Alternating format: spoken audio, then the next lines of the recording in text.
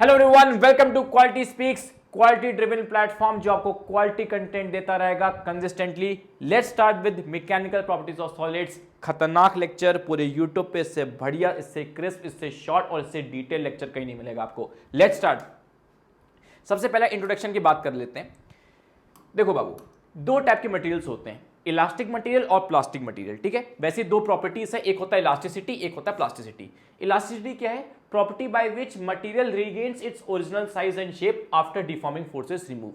जैसे for example अगर मेरे पास कोई रबर बैंड है, अब यहां से देख सकते हो, रबर बैंड यहीं से देख सकते हो। मैंने रबर बैंड कैसे खींचा तो जो फोर्स डिफॉर्म कर दे, उसको बोलते हैं डिफॉर्मिंग फोर्स।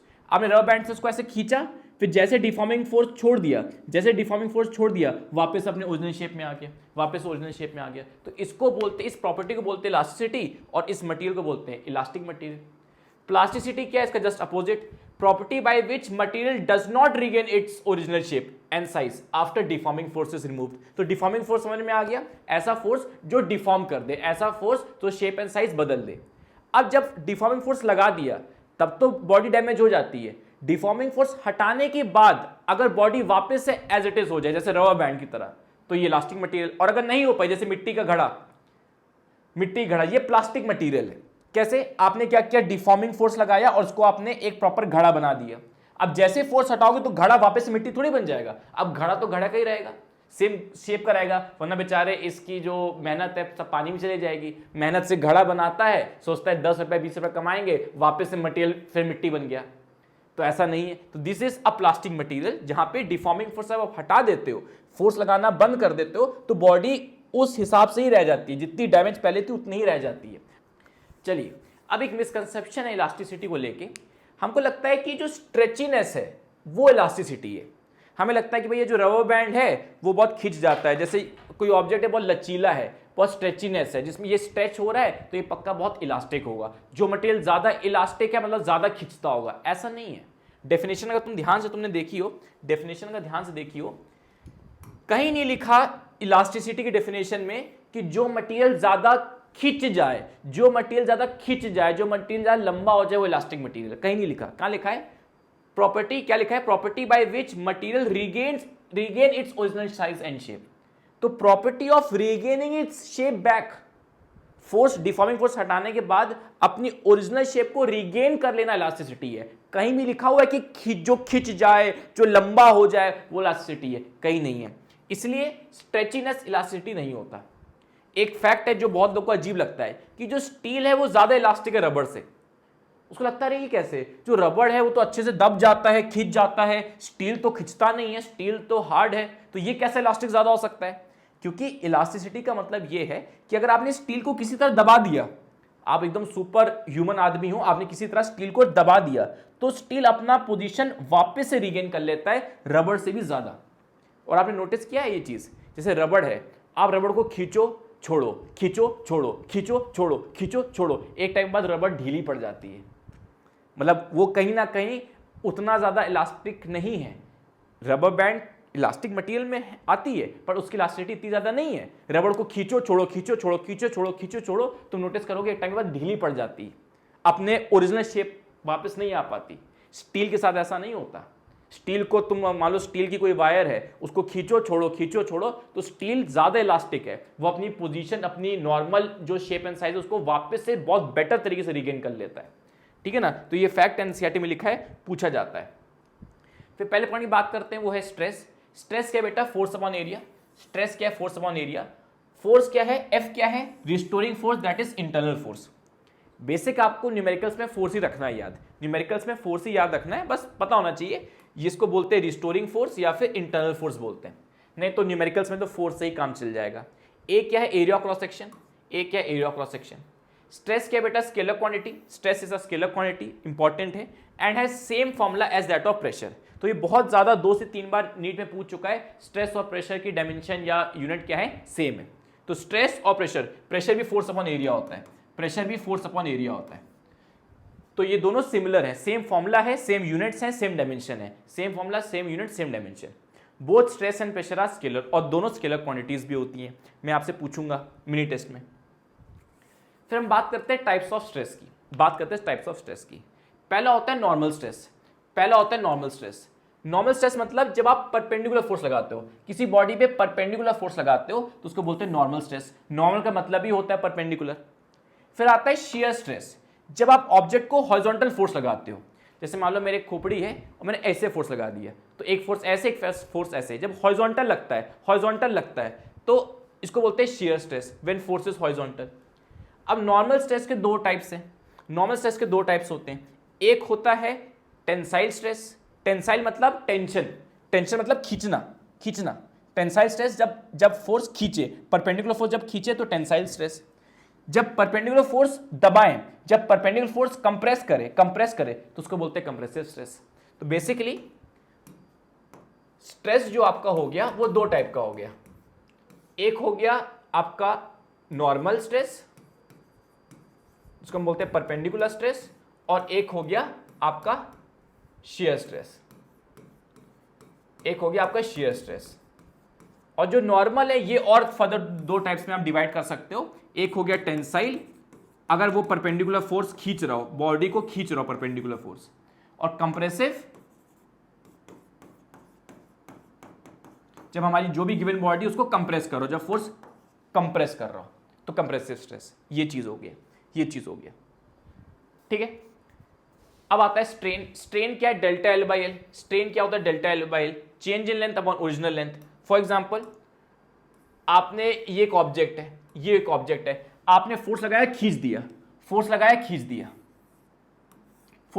दिया, तो जो change in length upon original length, जो भी ओरिजिनल लेंथ थी अपॉन ये ओरिजिनल लेंथ है, ऊपर क्या है? Change in length. तो आपने खींचा, फोर्स लगाया, आपने डिफॉर्मेशन कर दिया, खींच के डिफॉर्मेशन कर दिया, ऐसे फोर्स लगाया, खींच के डिफॉर्मेशन कर दिया, लंबी हो गई लेंथ। तो जो change in length upon original length, ये है स्ट्रेन। तो ये यूनिटलेस एंड डायमेंशनलेस है, ठीक है। Delta L by L, delta A by A, delta V by V, ये सारे स्ट्रेन है। ये डिपेंड करता है कि बॉडी कैसी है। अगर वन डायमेंशनल बॉडी, जैसे कोई रॉड हो गई, कोई स्ट्रिंग हो गई, वन डायमेंशनल बॉडी है, तो इसमें क्या होता है बाबू? इसमें क्या होता है आपका strain delta L by L आएगा। क्योंकि जो वन डायमेंशनल बॉडी होती है, जैसे रॉड या स्ट्रिंग, इनमें सिर्फ लेंथ ही लेंथ होती है। इनका जो ब्रेथ है, इनकी जो हाइट है, नेग्लिजिबल है। तो जो रॉड और स्ट्रिंग है, इसमें लेंथ ही मेजर फैक्टर है, तो इनमें strain delta L by L आएगा। मान लो कोई स्क्वायर प्लेट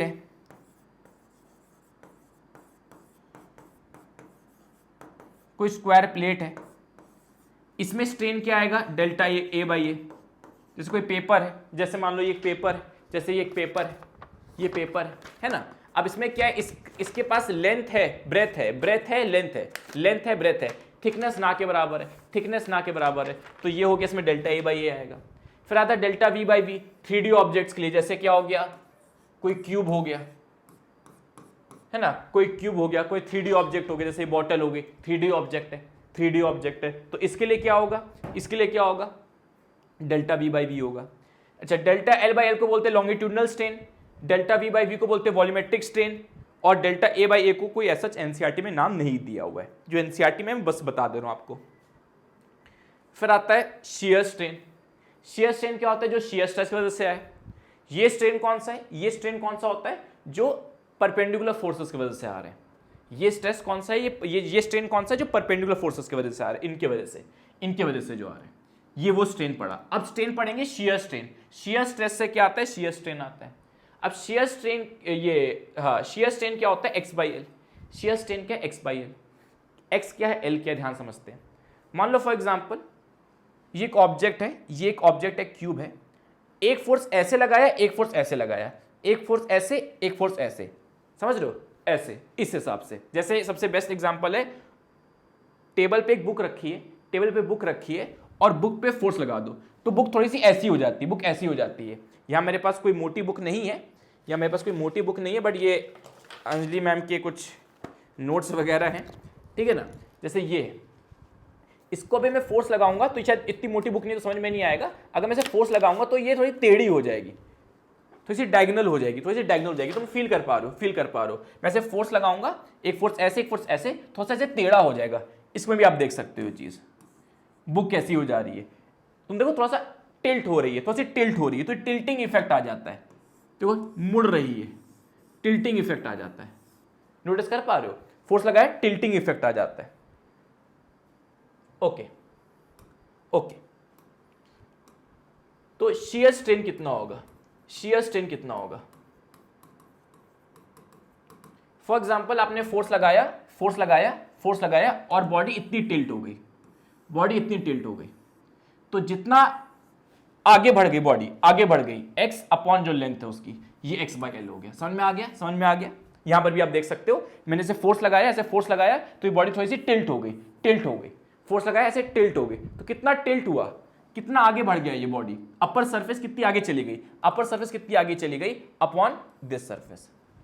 असल में होता क्या है, मगर मैं रियल एग्जांपल दूं, शियर स्ट्रेन का एक्चुअल फॉर्मूला होता है tan थीटा, शियर स्ट्रेन का रियल फॉर्मूला होता है tan थीटा। तुम अगर इस ट्रायंगल को ध्यान से देखोगे, शियर स्ट्रेन एक्चुअल में होता है tan थीटा, और इस ट्रायंगल को ध्यान से देखोगे तो tan थीटा क्या होता है, perpendicular upon base x by L, तो वहां से आता है ये। तो शियर स्ट्रेन एक्चुअल में होता है कितना angle, tan of this angle, कितना एंगल शिफ्ट हो गया उसका tan थीटा ले लो तो x बाई एल, ये आता है।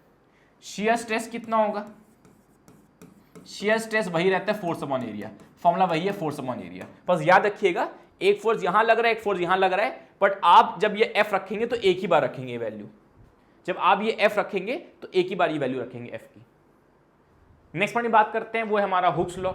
हुक्स लॉ क्या कहता है कि जो स्ट्रेस है वो डायरेक्टली प्रोपोर्शनल टू स्ट्रेन है। बहुत ही बेसिक चीज, आप जितना ज्यादा स्ट्रेस लगाओगे, जितना ज्यादा फोर्स लगाओगे, उतना ही ज्यादा डैमेज होगा। कॉमन सेंस को इन्होंने लॉ बता दिया। भैया एक ऑब्जेक्ट को आप खींच रहे हो, खींच रहे हो, खींच रहे हो, खींच रहे हो, खींच रहे हो, जितना ज्यादा स्ट्रेस होगा उतना ही डिफॉर्मेशन होगा, उतना ही बॉडी डैमेज करेगा। तो ऑब्वियस सी बात है, stress is directly proportional to strain, basic सी चीज है, बेसिक सी चीज है।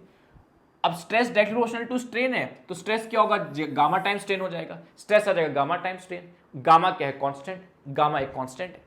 इस कांस्टेंट का नाम ही होता है मॉडुलस ऑफ इलास्टिसिटी, इस कांस्टेंट का नाम ही है मॉडुलस ऑफ इलास्टिसिटी। सारे ऑब्जेक्ट हुक्स लॉ फॉलो नहीं करते, सारे ऑब्जेक्ट हुक्स लॉ फॉलो नहीं करते, एनसीईआरटी में गिवन है।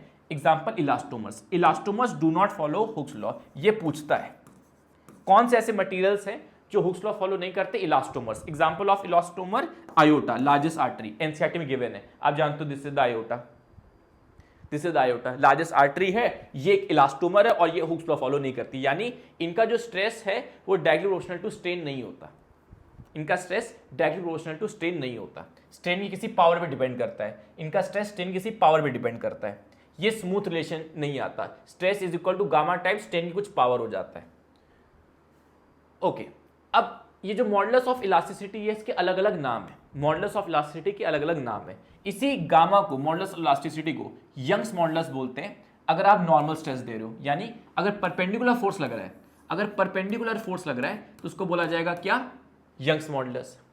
अगर हॉरिजॉन्टल फोर्स लग रहा है, अगर हॉरिजॉन्टल फोर्स लग रहा है तो बोला जाएगा shear modulus under shear stress. और बल्क मॉडुलस बोला जाएगा when stress is applied bye fluid.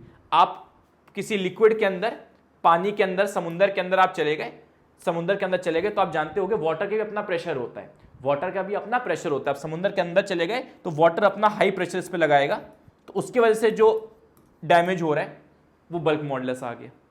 तो अगर the stress is applied by some fluid, आप पानी के अंदर चले गए हो, आप एक समुद्र के अंदर चले गए हो, तो फ्लूइड की वजह से एक प्रेशर लग रहा है, फ्लूइड की वजह से एक प्रेशर लग रहा है, फ्लूइड की वजह से एक स्ट्रेस लग रहा है, तो होगा bulk modulus. Horizontal force shear, perpendicular force Young's modulus, है सब मॉडुलस ऑफ इलास्टिसिटी ही, नाम अलग अलग हो गए, काम के अकॉर्डिंग नाम अलग अलग हो गए। ओके, अब फॉर्मूला देख लेते हैं। स्ट्रेस क्या होता है, gamma time strain. Basic formula ये है, stress is equal to gamma time strain. तो स्ट्रेस अपॉन गामा ये हो गया strain, sorry, stress upon strain, stress upon strain ये हो गया गामा, स्ट्रेस अपॉन स्ट्रेन ये हो गया गामा, स्ट्रेस अपॉन स्ट्रेन ये गामा हो गया। अब देखो यंग्स मॉडुलस कब आता है, देखो tensile stress upon tensile strain कर दोगे या compressive stress upon compressive strain कर दोगे तो यंग्स मॉडुलस आ जाएगा। क्यों, जो टेंसाइल स्ट्रेस है वो परपेंडिकुलर स्ट्रेस होता है, पढ़ा था अभी, टेंसाइल स्ट्रेस, कंप्रेसिव स्ट्रेस ये क्या होता है, परपेंडिकुलर स्ट्रेस होते हैं, तो यंग्स मॉडुलस आ जाएगा। अगर शेयर स्ट्रेस शेयर स्ट्रेन रहेगा तो शेयर मॉडुलस आ जाएगा। शेयर मॉडुलस का दूसरा नाम क्या होता है? Modulus of rigidity. मैं पूछूंगा मेरे टेस्ट में, शेयर मॉडुलस का दूसरा नाम होता है modulus of rigidity. Hydraulic stress upon hydraulic strain, मतलब कोई फ्लूइड लगाए, फ्लूइड स्ट्रेस लगाए और उसकी वजह से स्ट्रेन आए तो ये बल्क मॉडुलस हो, it is applied bye fluids. ये स्लाइड एनसीईआरटी में एज इट इज गिवन है। अब इस पूरी स्लाइड में सबसे इंपॉर्टेंट चीज क्या समझनी है? नेम ऑफ मॉडुलस और स्टेट ऑफ मैटर, ये पूछता है बहुत ज्यादा। जो यंग्स मॉडुलस है ये सिर्फ सॉलिड के लिए डिफाइंड है, Young's modulus is defined only for solid. जो शेयर मॉडुलस है या bulk modulus it is only defined for solid as well. इसका मतलब अगर मैं कभी पूछ लूं आपसे कि लिक्विड का शेयर मॉडुलस बता दो, 0 होगा। यानी लिक्विड का अगर मैं आपसे पूछूं कि भाई मेरे पास एक लिक्विड है या मेरे पास गैस है, इन सब का शेयर मॉडुलस 0 होगा, इन सब का शेयर मॉडुलस 0 होगा। अगर मैं पूछूं लिक्विड का यंग्स मॉडुलस 0 होगा, गैस का यंग्स मॉडुलस 0 होगा, और लिक्विड्स और गैसेस को टुगेदर क्या बोलते हैं? फ्लूइड्स बोलते हैं। तो फ्लूइड्स भी बोल सकता हूं, लिक्विड्स और गैसेस को टुगेदर क्या बोलते हैं? फ्लूइड्स बोलते हैं। तो फ्लूइड्स का शेयर मॉडुलस और फ्लूइड्स का यंग्स मॉडुलस 0 होता है, इनके लिए डिफाइंड ही नहीं है, 0 होता है।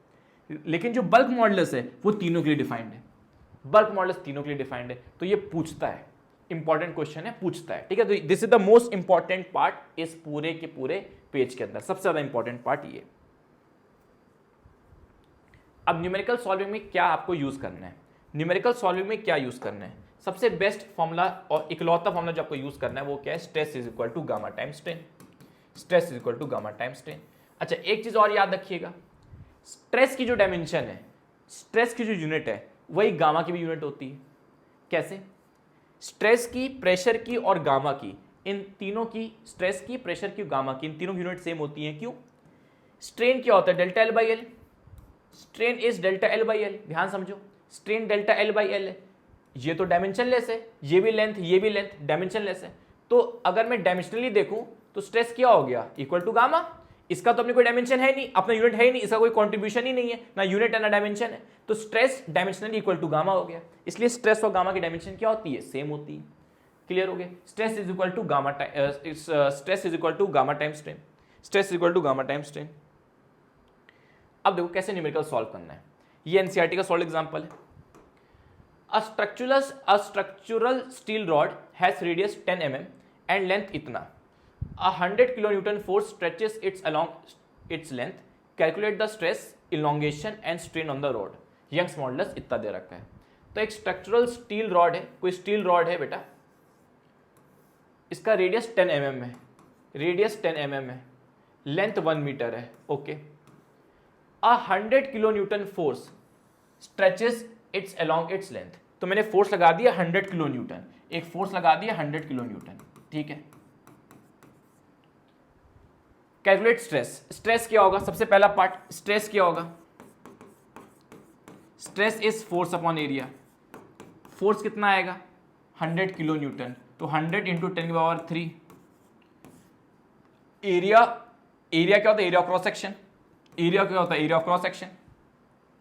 तो रेडियस का मतलब ये, रेडियस देने का मतलब ये है कि ये सर्कुलर होगा, ये रॉड होगी सर्कुलर होगी। रेडियस तभी दिया हुआ है, रेडियस तभी दिया हुआ है जब रॉड आपकी सर्कुलर है। पक्की बात है, circular in the sense cylindrical.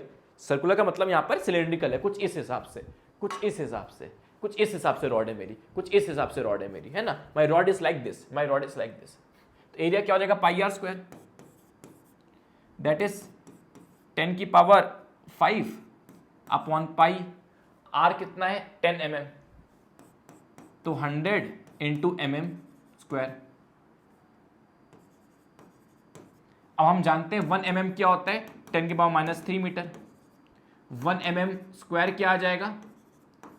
10 की पावर -6 मीटर स्क्वायर।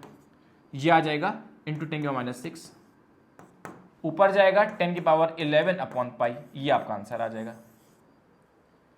अब पूछा इलोंगेशन, इलोंगेशन, और देखो इलोंगेशन फाइंड तब कर सकते हो जब स्ट्रेन फाइंड करोगे। तो stress is equal to gamma time strain. तो स्ट्रेन क्या होगा? स्ट्रेस अपॉन गामा, 10 की पावर 11 अपॉन पाई। ये स्ट्रेस हो गया, गामा इधर ले जाओ, 2 इंटू 10 पावर 11, ये आपका स्ट्रेन आ गया। तो पहले तो स्ट्रेन निकलेगा ना, तो 1/2 पाई, ये आपका स्ट्रेन आ गया, ये आपका स्ट्रेन आ गया। इलोंगेशन अब निकलेगा, कैसे निकलेगा इलोंगेशन? स्ट्रेन क्या होता है? Delta L by L. Strain होता है delta L by L. Strain कितना है? 1/2 पाई। लेंथ कितनी है? 1 मीटर। लेंथ कितनी है? 1 मीटर। तो ये डेल्टा एल कितना आ जाएगा? 1/2 पाई। ये इतना ही आ जाएगा, 1/2 पाई आ जाएगा। तो उसको हम सॉल्व कर लेंगे। 10^11 1/2 पाई और डेल्टा एल भी 1/2 पाई आएगा, बिकॉज लेंथ 1 मीटर ही गिवन है, लेंथ 1 मीटर ही गिवन है। क्लियर है? Next question, next question. A wire of length L, area cross section A is hanging from a fixed support. The length of the wire changes to L1 when mass m is suspended from its free end. The expression for Young's modulus is. तो भैया एक object, एक ये wire लटकी हुई है, एक ऐसी वायर लटकी हुई है, ठीक है ना, कुछ इस हिसाब से एक सिंपल वायर लटकी हुई है, एक सिंपल वायर लटकी हुई है और वायर से एक मास अटैच कर दिया है, वायर से एक मास अटैच कर दिया है। तो इस मास की वजह से, इस मास की वजह से वायर थोड़ी सी खींची हुई होगी। ये रियल लाइफ वायर है, ठीक है ना। हम इमेजिन करके चल रहे हैं कि इस वायर, इस भार की वजह से, इस भार की वजह से ये इस वायर में कुछ खिंचाव आया होगा, जो कि आता भी रियलिटी में। अगर मैं इसे खींच दूंगा तो थोड़ा सा खिंचाव आया है, थोड़ा सा खिंचाव आया है। तो मास लटकाने से क्या हुआ? लेंथ ऑफ द वायर जो हुई वो चेंज हो गई टू L1। पहले थी L, अब हो गई L1। यानी कि स्ट्रेन कितना होगा? स्ट्रेन होगा delta L by L. Delta L बोले तो change in length final minus initial. Delta L का मतलब क्या होता है? Final minus initial, L1 minus L upon original length that is L. ये स्ट्रेन आ गया, समझते हो बात को? स्ट्रेन क्या होता है? Change in length that is final minus initial upon initial, final minus initial upon initial. ये स्ट्रेन आ गया। स्ट्रेस कितना आएगा? स्ट्रेस कितना आएगा? Force upon area, force upon area. अब तुम देखो इस वायर पे फोर्स कौन लगा रहा है? ये ब्लॉक, ब्लॉक का mg फोर्स। ये जो ब्लॉक का mg फोर्स है, इसकी वजह से टेंशन आ रहा है इसमें। इस ब्लॉक का जो mg फोर्स है, इसकी वजह से वायर में टेंशन आ रहा है, और ये टेंशन फोर्स ही तो लग रहा है इसको। तुम देखो जरा, ये ऑब्जेक्ट ऐसे खींच रहा हूं, ऑब्जेक्ट ऐसे खींच रहा हूं, तो ये जो mg फोर्स है, जो mg फोर्स है, यही तो उस वायर को खींच रहा है, ये तो इस वायर को खींच रहा है। तो ये mg फोर्स ही टेंशन बन के इस वायर को खींच रहा है। तो फोर्स कितना हो जाएगा? mg upon A. आंसर आ जाएगा, आंसर आ जाएगा। Stress is equal to gamma time strain. Stress is equal to gamma time strain. ये स्टेप 1 हुआ, ये स्टेप 2 हो गया। स्टेप 3 क्या है? Stress is equal to gamma time strain. अब स्ट्रेस क्या है? mg by A is equal to gamma. Strain क्या है? L1 minus L by L. तो mgl upon L1 minus L, ये हो गया आपका गामा। ये आ गया, ये आ गया। अब इसमें एक और क्वेश्चन आ सकता है, इसमें एक और क्वेश्चन आ सकता है जो आप गलती कर दोगे। देखो, एक क्वेश्चन और आ सकता है। मान लो सेम कंडीशन है, सेम कंडीशन है, एक रूफ से एक वायर लटकी हुई है, पर जो वायर लटकी हुई है वो खुद का ही उसका मास m है। मासलेस वायर नहीं है, इसके पास खुद का ही मास m है, इसके पास खुद का ही मास m है, इसको ब्लॉक की जरूरत नहीं है। इमेजिन करो कोई वायर है, मान लो कोई मोटी वायर है, कुछ ऐसे मान लो कोई मोटी वायर है, ठीक है, कोई मोटी वायर है, इसके पास खुद का ही मास अपना m है, खुद का ही अपना भार m है। इस केस में क्या होगा स्ट्रेस? इस केस में क्या स्ट्रेन होगा? ध्यान से समझिएगा। अब देखो, अब ये खुद का ही मास m है, तो ये खुद ही mg फोर्स लगा लेगी, तो स्ट्रेस वही रहेगा, फोर्स अपॉन एरिया, स्ट्रेस वही रहेगा। अब जो फोर्स लग रहा है वो खुद का ही वेट, खुद का ही वेट लगेगा, mg बाई ए, स्ट्रेस वही रहा। तो इसको बोलते हैं अंडर इट्स ओन वेट। इसको बोलते हैं, इस टॉपिक का नाम होता है stretching under its own wait. Stretching under its own wait. मैं आपसे पूछूंगा मिनी टेस्ट में, तो ध्यान दीजिएगा इस टॉपिक पे। Stress equal to force upon area is equal to mg by A, is equal to mg by A. ये तो बिल्कुल एज इट इज जैसे पिछले केस का था। ट्विस्ट आता है स्ट्रेन में। स्ट्रेन होगा डेल्टा एल बाई एल, नहीं, स्ट्रेन होगा delta L by half L, delta L by L by 2। क्यों? मैं मान के चल रहा हूं इसकी लेंथ एल है, इसकी इनिशियल लेंथ एल है, तो स्ट्रेन होगा delta L upon L by two. क्यों? क्योंकि जब इस ये जो स्ट्रिंग है, जब इस स्ट्रिंग का खुद का mg वेट लगेगा, जब इस स्ट्रिंग का खुद का mg वेट लगेगा तो लगेगा सेंटर ऑफ मास पे। खुद का वेट जो लगेगा वो लगेगा सेंटर ऑफ मास में, और हम जानते हैं जो यूनिफॉर्म बॉडी होती है उनका सेंटर मास कहाँ होता है? एकदम बीचों बीच। जैसे हमारा सेंटर मास कहाँ होता है? हमारी नाभि के पास, हमारी बॉडी के बीचों बीच नाभि के पास। वैसे ही ये जो mg वेट लगेगा ये खुद की इट्स ओन वेट ना, कोई एक्सटर्नल ब्लॉक नहीं, कुछ एक्सटर्नल ब्लॉक नहीं है, इस वायर का अपना ही वेट है, इस वायर का अपना ही वेट है। अब वायर का जो अपना वेट है वो उसके बीच में लगता है, mg यहां पे लगेगा। अब mg यहां पे लगेगा तो जहां पर mg लग रहा है वो है l/2 लेंथ, तो लेंथ l/2 आएगी। इसको बस याद कर लेना बेटा, मैं आपसे मिनी टेस्ट में पूछूंगा। तो stretching under its own wait जब भी आएगा, stretching under its own wait जब भी आएगा तो यहां l/2 हो जाएगा, बाकी वही रहेगा, stress is equal to gamma time strain, बाकी वही रहेगा। यहां पर क्या है, इसका खुद का मास नहीं था, यहां पे जो स्ट्रिंग है, जो वायर है, वॉटएवर, इसका खुद का मास नहीं है, जो मास है यहां पर, और कहां पे लग रहा है? एंड में लग रहा है, एंड में लग रहा है। तो ये पूरी लेंथ लोगे, ये पूरी लेंथ लोगे। यहां पर क्या लोगे? सिर्फ हाफ लेंथ लोगे, सिर्फ हाफ लेंथ लोगे, क्योंकि ये mg फोर्स यहां पर लग रहा है, mg फोर्स यहां पर लग रहा है, तो इफेक्टिव लेंथ यही हुई, इफेक्टिव लेंथ यही हुई, क्योंकि मास यहां पे लग रहा है, मास यहां पे लग रहा है, यहां पे लग रहा है, तो खिंचाव यहां से आ रहा है। तो समझ रहे बात को? तो जो आपका जो मास है mg यहां पे लग रहा है, तो खिंचाव यहां पर है, तुम खुद फील कर पा रहे हो। तुम देखो नीचे वाली वायर पे खिंचाव नहीं आ रहा, खिंचाव ऊपर वाली वायर पे आ रहा है, खिंचाव ऊपर वाली वायर पे आ रहा है, तो आधी वायर पे खिंचाव आ रहा है, इसलिए। Two wires are made of same metal, दो वायर्स हैं सेम मेटल से बने। Length of first wire is half that of second wire and diameter is double that of second wire. If equal loads are applied on both wires find ratio of increase in their length.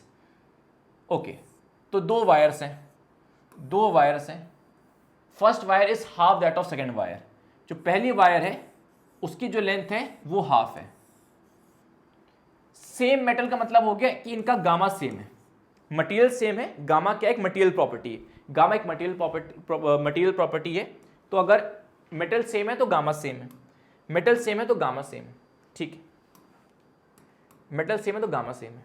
अब ध्यान दीजिए, अब ध्यान दीजिए, length of first wire is half of second wire and diameter is double that of second wire, तो उसका diameter double है। Diameter double का मतलब रेडियस भी डबल होगा, ऑब्वियस सी बात है। डायमीटर क्या होता है? डायमीटर रेडियस में डिफरेंस तो है नहीं ऐसा सच, ये डायमीटर हो गया, ये रेडियस हो गया, तो अगर डायमीटर डबल है तो रेडियस भी डबल होगा। और यहां रेडियस को r मान लेते हैं, इस रेडियस को मैं r मान लेता हूं, इस रेडियस को मैं 2r मान लेता हूं, ठीक है। इस लेंथ को मैंने l मान लिया, इस लेंथ को मैंने l/2 मान लिया। अब पूछा ratio of increase in their length, that is ratio of delta L, ratio of delta L. तो देखो, force upon area that is stress is equal to gamma times strain, gamma times delta L by L. Force upon area is equal to gamma times delta L by L, तो F into L ये हो जाएगा delta L, F into L upon A gamma ये हो जाएगा delta L, F into L upon A gamma ये हो जाएगा डेल्टा एल। अब डेल्टा L1 रेशियो फाइंड करना है, delta L1 upon delta L2 ये हो जाएगा F1 L1 upon A1 gamma 1 F2 L2 A2 gamma 2 ये हो जाएगा। ओके, बहुत बढ़िया। अब देखो क्वेश्चन में लिखा हुआ है if equal loads are applied on both wires. Equal load मतलब जो भी ब्लॉक है, जो भी लोड है, जो भी भार है वो सेम है, भार सेम है, दैट इज फोर्स सेम लग रहा होगा, कट गया। गामा भी कट जाएगा क्योंकि सेम मेटल है, सेम मेटल है। अब अच्छा एरिया A2 हो जाएगा पाई R2 स्क्वायर, ये हो जाएगा पाई R1 स्क्वायर, ये हो जाएगा L1, ये हो जाएगा L2, ये पाई पाई कट जाएगा। अब यहां से सॉल्व कर लेते हैं, ये स्टेप 1 हो गया, ये स्टेप 2 हो गया, यहां स्टेप 3 कर लेते हैं, यहां स्टेप 3 कर लेते हैं। अब R2 क्या है? R2 क्या है? ये दिस इज 2, दिस इज 1, तो R2 को लिख देता हूं R। R1 क्या है? R1 क्या है? ये R1, इसका डबल तो हो जाएगा 4 टाइम्स R स्क्वायर। L1 क्या है? ये L/2, L2 क्या है, इसको L लिख दिया,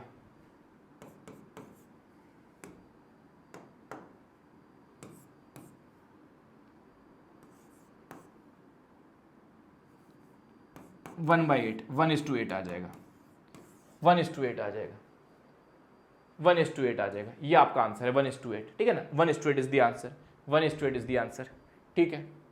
calculate the force required to increase the length of steel wire of cross sectional area इतना बाय 0.5%। तो कितना फोर्स लगेगा, कितना फोर्स लगेगा, ऐसे सवाल भी आ जाते हैं, कितना फोर्स लगेगा required to increase the length of steel wire of cross sectional area इतना बाय 0.5%। अब देखो यहां परसेंटेज दे रखा है, अब इसको कैसे करेंगे कि जो इंक्रीमेंट है, जो परसेंटेज इंक्रीज है लेंथ का, परसेंटेज इंक्रीज है वो कितना है 0.5%। अब ध्यान से समझिएगा, परसेंटेज इंक्रीज का फॉर्मूला क्या होता है, परसेंटेज इंक्रीज क्या है 0.5%। अब समझो जरा, परसेंटेज इंक्रीज का फॉर्मूला क्या होता है, परसेंटेज इंक्रीज का फॉर्मूला होता है change in length upon original length into 100%। ये तो होता है परसेंटेज इंक्रीज का या परसेंटेज डिक्रीज का formula, change upon original into 100। इससे तुम डेल्टा एल बाई एल निकाल लोगे, यही तो स्ट्रेन होता है। तो परसेंटेज इंक्रीज का फॉर्मूला क्या होता है, change in length upon original length into 100। अब ये नीचे आ जाएगा, तो 0.5% अपॉन 100%, ये कटा तो 0.5/100, इससे स्ट्रेन आ गया, खत्म। अब फोर्स अपॉन एरिया, वापस घिसा पिटा formula, gamma time strain delta L by L.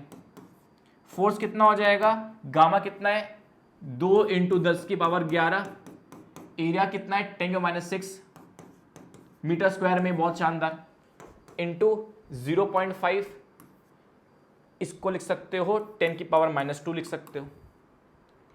ये -2 -6 से -8 हो जाएगा, और ये हो जाएगा कितना 3, तो 2 × 10⁻3 इंटू 0.5, ये हो जाएगा 1 10⁻3 न्यूटन। ये आंसर आ जाएगा। एक क्वेश्चन और करते हैं, एक क्वेश्चन और करते हैं इसी पे। The ratio of diameter, the ratio of diameter length and young's modulus, ratio of diameters length and young's modulus of steel and copper wires as shown in the figure are P, Q and S respectively, then corresponding ratio of increase in the length would be, then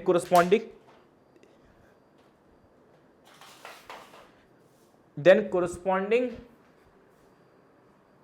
ratio of increase in the length would be. तो एक steel है, copper है, थोड़ा सा इसमें use हो रहा है, laws of motion concept use होगा। तो पूछा है corresponding ratio of increase in the length, तो इंक्रीज इन द लेंथ पूछा है इन स्टील एंड कॉपर, ठीक है। पहले क्या दिया है, पहले स्टील दिया है फिर कॉपर, तो delta L steel upon delta L copper. तो स्टील को मैं मान लेता हूं 1 और कॉपर को मान लेता हूं मैं 2, तो वही है force upon area is equal to gamma times delta L by L. तो F L upon A gamma, ये हो गया delta L. This is my step 1। Step 2 क्या होगा बाबू, स्टेप 2 क्या होगा, delta L1 upon delta L2, ये हो जाएगा F1 L1 upon A1 gamma 1 into delta L2 क्या हो जाएगा, F2 L2 A2 गामा 2, ये हो जाएगा। उल्टा ही जस्ट रिवर्स रहेगा, है ना। ओके, अब देखो डेल्टा L1 में डेल्टा L2 निकालना है। अब देखो पहले फोर्स की बात कर लेते हैं। कॉपर पे कितना इस वायर पे कितना टेंशन होगा, देखो हमेशा याद रखना टेंशन इस बात पे डिपेंड करता है कि सर्टेन पॉइंट के नीचे कितना मास है। जैसे फॉर एग्जांपल अगर मुझे कॉपर वायर पे टेंशन फाइंड करना है, ये चीज याद कर लेना, लॉज ऑफ मोशन में भी इंपॉर्टेंट है। एक वायर पे कितना टेंशन है ये इस बात पे डिपेंड करता है कि उसके नीचे कितना मास है। उसके नीचे कितना मास है 5 m, तो कॉपर पे टेंशन कितना होगा 5 mg। तो हमेशा याद रखना किसी भी तार में या किसी भी ऑब्जेक्ट में टेंशन कितना होगा इस बात पे डिपेंड करता है उसके नीचे कितना मास लटका है, उसके ऊपर नहीं, इसके नीचे कितना मास लटका है। इमेजिन करो ये एक इंसान है, ये किसी खाई से, बिल्कुल कोई खाई है, लेट से खाई ऐसे लटका हुआ है, ठीक है ना। अब इसके नीचे एक और इंसान है, इसके नीचे एक और इंसान है उसने इसका पैर पकड़ा हुआ है, इसके नीचे एक और इंसान है जिसने इसका पैर पकड़ा हुआ है। तो सबसे ज्यादा पैर में दर्द किसको होगा, सबसे ज्यादा खिंचाव किसको फील होगा, इसको फील होगा, क्योंकि इसके नीचे 2 आदमी लटके हुए हैं। तो इसके पैर सबसे ज्यादा खिंच रहा होगा, बहुत दर्द में होगा बेचारा। इसका पैर दर्द में नहीं होगा क्योंकि इसके नीचे कोई नहीं है, समझ रहे हो? इसको भी दर्द होगा, इसको कम दर्द होगा, बट इसको बहुत ज्यादा दर्द होगा, इसको बहुत ज्यादा दर्द होगा, बिकॉज टेंशन डिपेंड्स नीचे कितना मास है। इसके पैर में दर्द नहीं होगा क्योंकि इसके जो मास इसके ऊपर है, तो इसके नीचे कितना मास है, कोई नहीं है, तो उसके पैर में दर्द इतना नहीं होगा। वैसे ही इस पे कितना टेंशन होगा, 5 mg। इस पे कितना टेंशन होगा, ये 2m, ये 5m। इसके नीचे कितना मास है, इस स्ट्रिंग के नीचे कितना मास है, एक 2m है, एक 5m है, और कॉपर का अपना कोई मास नहीं है, इस कॉपर का अपना कोई मास नहीं है, ठीक है ना? गिवन नहीं है तो इस कॉपर वायर का कोई मास नहीं होगा, बस यही मास है हमारे। ये टेंशन होगा 7 mg। तो F1 होगा 7 mg, F2 होगा 5 mg, L1, ठीक है? Ratio of diameter and length, ratio of length कितना है, Q, रेशियो ऑफ लेंथ कितना है, Q, दैट इज L1/L2। ये क्या दे रखा है, Q दे रखा है। पहले स्टील फिर कॉपर, है ना? पहले स्टील फिर कॉपर, तो L1/L2 steel upon copper, Q दे रखा है। ये L1/L2 कितना हो जाएगा, Q दे दिया, L1/L2 ये Q दे दिया। अब गामा का रेशियो क्या है, यंग्स मॉडुलस का रेशियो कितना है, S। गामा 1/गामा 2 कितना दे रखा है, S दे रखा है। गामा 1/गामा 2 कितना दे रखा है, S दे रखा है। तो गामा 2/गामा 1 कितना हो जाएगा, 1/S हो जाएगा, ये भी निपट गया। अच्छा, A2/A1 का मतलब πr2² upon πr1², that is r2²/r1², that is r2²/r1²। Radius का रेशियो कितना है, P, r1/r2 कितना दे रखा है, P दे रखा है, r1/r2 P दे रखा है, दैट इज ये हो जाएगा 1/p², क्योंकि r1/r2 P दे रखा है ना, r1/r2 P दे रखा है, ये r2/r1 है तो 1/p। तो A2/A1 क्या हो जाएगा, A2/A1 आ जाएगा 1/p², ये आ जाएगा 1/p², ये mg कट जाएगा, ठीक है ना? और यहाँ पे शायद S भी आया था ना, तो 7qs अपॉन 5p², ये आंसर है। ओके, S शायद, अच्छा S यहाँ पर, सो सॉरी। अच्छा 5 नहीं है, अच्छा 5 नहीं है, ये S है, यही S है।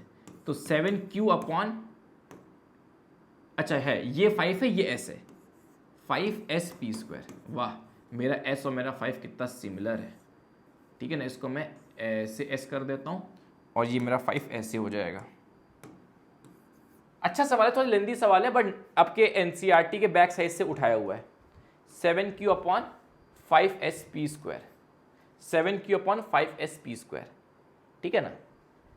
चलिए कुछ थ्योरेटिकल क्वेश्चन कर लेते हैं जो एनसीईआरटी में गिवन है। ये भी एनसीईआरटी में क्वेश्चन था, पिछला क्वेश्चन भी एनसीईआरटी का है, उससे पीवाईक्यू बन चुका है। Young's modulus of rubber is lesser than that of steel, this is true, ठीक है ना? स्टील का यंग्स मॉडुलस रबर से ज्यादा होता है, हमने पढ़ा था। स्टील ज्यादा इलास्टिक है, अच्छा एक और चीज बता देता हूं, जो ज्यादा इलास्टिक होता है, जो मटेरियल ज्यादा इलास्टिक है उसका यंग्स मॉडुलस उतना ज्यादा होता है। तो स्टील का यंग्स मॉडुलस ज्यादा होता है, तो ये ज्यादा इलास्टिक होता है, समझिए बात को। रबर का यंग्स मॉडुलस कम होता है, इसलिए वो लेसर है, तो ये ट्रू हो गया। Stretching of coil is determined by its shear modulus, इसको एज अ फैक्ट थोड़ा याद कर लो। जो स्ट्रेचिंग ऑफ कॉइल है, it is determined by its shear modulus, इसको थोड़ा सा याद कर लो। Elastomers do not follow Hooke's law, ये भी ट्रू है। Elastomer does not obey Hooke's law, तो सारे ट्रू हो गए। इसको थोड़ा सा एज अ फैक्ट की तरह याद कर लेना, याद रख लेना। जो stretching of coil, it is determined by its shear modulus. चलिए, springs are made of steel and not of copper, true की फॉल्स, ये भी ट्रू है। बिकॉज जो गामा ऑफ स्टील है बेटा, वो ज्यादा होता है गामा ऑफ कॉपर का, और जिसका गामा ज्यादा उसका इलास्टिसिटी ज्यादा। तो अगर स्प्रिंग का काम क्या होता है बेटा, स्प्रिंग का काम होता है डिफॉर्म होना, जब फोर्स लगे तो डिफॉर्म होना और वापस से रीगेन कर लेना शेप को। भाई स्प्रिंग का काम ही यही है ना, फोर्स लगे तो दबना या खींचना और वापस हमें शेप में आ जाना। तो स्टील के स्प्रिंग ज्यादा बेटर होंगे, स्टील की इलास्टिसिटी ज्यादा है, तो स्टील के जो स्प्रिंग्स हैं उनको दबाओगे या खींचोगे, दबाओगे या खींचोगे, डजेंट मैटर, वो वापस अपनी पोजीशन को अच्छे से रिगेन कर लेगा as compare to copper. Copper की इलास्टिसिटी कम है, कॉपर की इलास्टिसिटी कम है, तो कॉपर को खींचोगे, कॉपर को दबाओगे तो अपनी वापस सेम पोजीशन पे रिगेन नहीं कर पाएगा।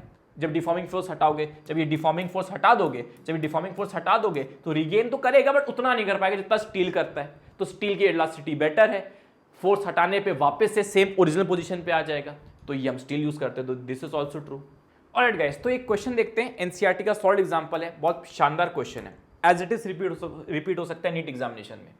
क्या कहता है, a square lead slab, a square की कोई लेड स्लैब है of side 50 centimetre and thickness 10 centimetre is subjected to a shearing force on its narrow face of 9 into 10 power 4 Newton. The lower edge is riveted to the floor. How much will the upper edge be displaced? तो क्या हुआ, ये कोई lead की slab है, ठीक है, lead की स्लैब है और कैसे फोर्स लगाया गया, एक एफ फोर्स लगाया गया, हॉरिजॉन्टल फोर्स लगाया गया, शेयर फोर्स लगाया गया। शेयरिंग फोर्स का मतलब समझ लो हॉरिजॉन्टल फोर्स, जिसकी वजह से क्या हुआ, ये ऐसे टिल्ट हो रही है, ऐसे टिल्ट हो रही है, ठीक है, ऐसे टिल्ट हो रही है। अब पूछ रहा है how much will the upper edge be displace, कितना अपर एज डिस्प्लेस होगा, कितना अपर एज डिस्प्लेस होगा, ये एक्स कितना डिस्प्लेस होगा, ठीक है ना, ये एक्स पूछ रहा है। ये जो वैल्यू ये जो है ना, मैं यहां समझा देता हूं,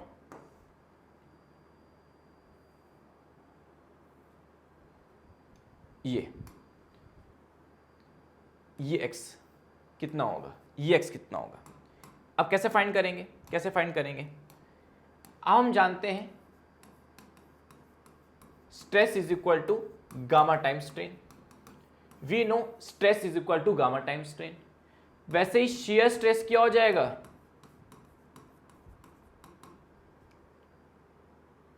गामा टाइम स्ट्रेन, मतलब शेयर मॉडुलस इनटू स्ट्रेन, मान लो ऐसे कर लो, शेयर स्ट्रेस हो जाएगा, शेयर स्ट्रेस हो जाएगा शेयर मॉडुलस इनटू स्ट्रेन,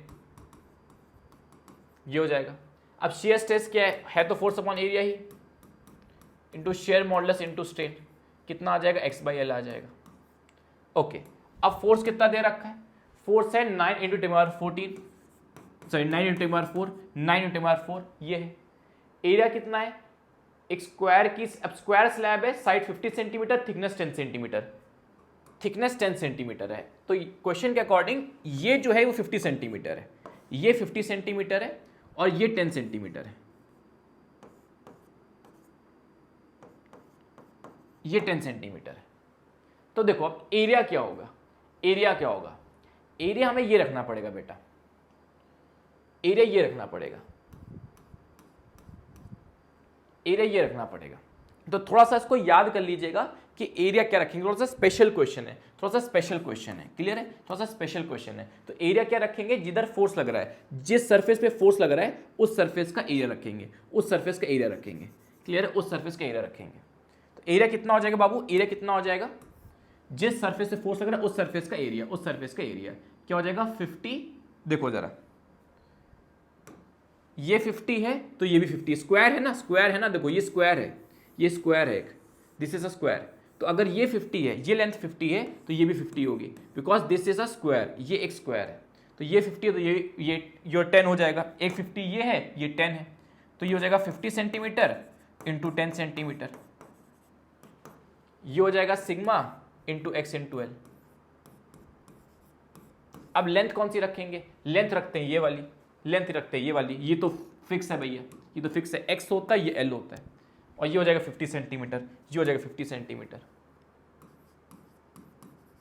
ये कट गया, ये कट गया, तो एक्स कितना आ जाएगा, एक्स कितना आ जाएगा 9 इंटू 10⁻4 अपॉन 10 सेंटीमीटर, इसको लिख सकते हो 10 इंटू 10⁻2 और इस सिग्मा नीचे आ जाएगा। मैंने क्या किया, इसको मीटर में कन्वर्ट कर दिया, इंटू सिग्मा नीचे आ गया, ये आ जाएगा कितना 9 इंटू 10⁻5 अपॉन सिग्मा। अब सिग्मा कोई सॉल्ड एग्जाम्पल है, सिग्मा दिया नहीं है, अब जो भी सिग्मा होगा, जो भी सिग्मा होगा वो रख देंगे, हमारा एक्स आ जाएगा। तो नीट एग्जामिनेशन में आपको सिग्मा दे देगा, तो सिग्मा आपको रखना होगा और आपका आंसर आ जाएगा। तो एक्स कितना आ जाएगा 9 इंटू 10⁻5, ये 10 सेंटीमीटर है, 9/5 अपॉन सिग्मा, ये आपका आंसर है। Whatever the sigma is given, ये आपका आंसर हो जाएगा। फिर आता है hydraulic stress and strain under fluid. Hydraulic stress and strain under fluid, तो जैसे हम पढ़ते हैं stress is equal to gamma time strain, वैसे स्ट्रेस हो जाएगा bulk modulus upon strain. Stress हो जाएगा बल्क मॉडुलस अपॉन स्ट्रेन। अब यहां पे जो स्ट्रेस होता है इसको आपको कन्वर्ट करना होता है प्रेशर में। स्ट्रेस जगह यहां पर आ जाता है pressure, pressure due to fluid, pressure due to fluid, pressure due to fluid, fluid हो गया, वाटर हो गया, व्हाटएवर। और बल्क मॉडुलस आ जाता है, स्ट्रेन यहां पे वॉल्यूमेट्रिक स्ट्रेन हो जाता है, स्ट्रेन यहां पे वॉल्यूमेट्रिक स्ट्रेन हो जाता है, डेल्टा V बाई V हो जाता है। Inside a fluid equal force acts in all direction, hence volume changes but not shape. For example जैसे एक बॉल है, एक बॉल है, एक बॉल को आप पानी के अंदर डुबो दिए, गहरे पानी में डुबो दिए, तो लिक्विड की प्रॉपर्टी क्या है, liquid apply same pressure in all directions, ठीक है। तो जिसकी वजह से क्या होता है, जब आप पानी में डुबा दोगे तो सारे डायरेक्शन, सारे दिशाओं से इक्वल फोर्स लगेगा, इक्वल प्रेशर लगेगा। तो इसकी वजह से क्या होगा, ये बॉल छोटी तो हो जाएगी, बॉल कंप्रेस तो हो जाएगी, बट बॉल का शेप वैसे ही रहेगा, बॉल का शेप वैसे ही रहेगा। ये एनसीईआरटी में भी ऐसे गिवन है, तुम देखो, ध्यान से देखो, यहां पे लिखा हुआ है, इफ यू सी, जब hydraulic pressure, hydraulic stress, hydraulic strain आता है तो शेप में चेंज नहीं आता, वॉल्यूम में चेंज आता है। अगर गोल ऑब्जेक्ट है तो गोल का गोल ही रहेगा, बस वॉल्यूम में चेंज आ जाएगा। अगर आप शेयरिंग स्ट्रेन लगाओगे, शेयरिंग स्ट्रेन लगाओगे तो शेप में चेंज आता है, वॉल्यूम में चेंज नहीं आता, वॉल्यूम में चेंज नहीं आता। जैसे फॉर एग्जांपल मैंने एक फोर्स ऐसे लगाया, एक फोर्स ऐसे लगाया, ठीक, तो शेप चेंज हो गया, शेप चेंज हो गया, स्ट्रेट था, चेंज हो गया, बट वॉल्यूम उतना ही रहा, वॉल्यूम उतना ही रहा, आकार चेंज नहीं हुआ। मेरा चेहरा क्या पतला हो गया क्या, मैंने ऐसे फोर्स लगाया और कटिक ऐसे हो गया, ऐसे हो गया, तो मेरा शेप चेंज हो गया, सीधा था तो टेढ़ा हो गया, तो शेप चेंज हो गया, लेकिन वॉल्यूम तो उतना ही रहा ना, चेहरा पतला थोड़ी हो गया। तो शेप चेंज हुआ, वॉल्यूम चेंज नहीं हुआ। सेम चीज यहां पर भी, आपने क्या किसी ऑब्जेक्ट पे फोर्स लगाया, किसी ऑब्जेक्ट पे फोर्स लगाया, ऐसे फोर्स लगा रहा हूं, ऐसे फोर्स लगा रहा हूं, वही चीज है, शेप चेंज हुआ, वॉल्यूम चेंज नहीं हुआ, वॉल्यूम चेंज नहीं हुआ, या वॉल्यूम चेंज होता है। देखो आपको लग सकता है कि नहीं सर वॉल्यूम चेंज होगा ना, आपको लग सकता है कि सर देखो इसमें डाउट आ सकता है आपको। जैसे फॉर एग्जांपल ये रॉड है, ये रॉड है, आपने ऐसे फोर्स लगाया, आपने ऐसे फोर्स लगाया और ये पतला हो गया, तो शेप तो चेंज हो गया और वॉल्यूम में चेंज हो गया ना सर, वॉल्यूम में चेंज हो गया ना सर, नहीं वॉल्यूम सेम रहा, वॉल्यूम सेम रहा। कैसे, अरे भैया आओ किचन जाना, रोटी बनते हुए देखना, मम्मी ने इतना आटा लिया है, अब मम्मी उस आटे की पतली रोटी बनाए, ट्रायंगल रोटी बनाए, स्क्वायर रोटी बनाए, आटा तो उतना ही है ना। मम्मी आज घर जाना, किचन का जो भी आटा, जब मम्मी रोटी बनाएगी तो देखना, अब मम्मी ने इतना आटा लिया, एक बार इतने आटे का ट्रायंगल रोटी बनाना, एक बार इतने ही आटे का स्क्वायर रोटी बनाना, इतने ही आटे का सर्कल रोटी बनाना, सेम ही पेट भरेगा, क्योंकि रोटी तो उतनी है ना, तो अमाउंट ऑफ सब्सटेंस उतना ही है ना। समझ रहे बात को? तो वॉल्यूम में चेंज नहीं आएगा। वॉल्यूम में चेंज कब आता है? हाइड्रोलिक स्ट्रेस में। वॉल्यूम में चेंज तब आता है, इस केस में आता है कि ऑब्जेक्ट क्या होता है, स्क्वीज हो जाता है, स्क्वीज हो जाता है। चलिए ये हो गया, सन में आ गया। कभी एक बार क्वेश्चन को टफ करने के लिए कंप्रेसिबिलिटी दे देगा, कभी एक बार क्वेश्चन को टफ करने के लिए कंप्रेसिबिलिटी दे देगा। कंप्रेसिबिलिटी क्या होता है? 1 बल्क मॉडुलस। तो अगर कभी आपको कंप्रेसिबिलिटी दे दे तो क्या करना, बल्क मॉडुलस के लिए क्या करना, बस 1 कंप्रेसिबिलिटी कर देना, तो बल्क मॉडुलस आ जाएगा। क्वेश्चन अभी करेंगे, क्वेश्चन अभी करेंगे। जैसे क्वेश्चन करते हैं, एनसीईआरटी का है कि नीट में एज इट इज आ सकता है, with same option with same answer, इसलिए मैं लेके आया हूं। Average depth of Indian ocean is about 3000 metre. Indian ocean मतलब पानी की बात हो गई है, समझ लो भैया। यहां पे लगने वाला हाइड्रोलिक स्ट्रेस, हाइड्रोलिक स्ट्रेन लगने वाला है। The fractional compression delta V by V of water at the bottom of ocean is given bulk modulus. Bulk modulus दे दिया, समझ में आ गया, हाइड्रोलिक स्ट्रेस हाइड्रोलिक स्ट्रेन वाला सवाल है, ठीक है ना, इतना दे रखा है। तो हम जानते हैं stress is equal to gamma time strain. अब क्योंकि यहां पे फ्लूइड की बात हो रही है तो ये स्ट्रेस हो जाता है प्रेशर, स्ट्रेस हो जाता है प्रेशर, गामा हो जाता है बल्क मॉडुलस और स्ट्रेन हो जाता है delta V by V।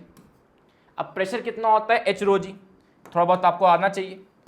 Pressure होता है H रो जी। अगर आप इंडियन ओशन के बॉटम में, प्रेशर कितना हो जाएगा? H रो जी, 3000 मीटर।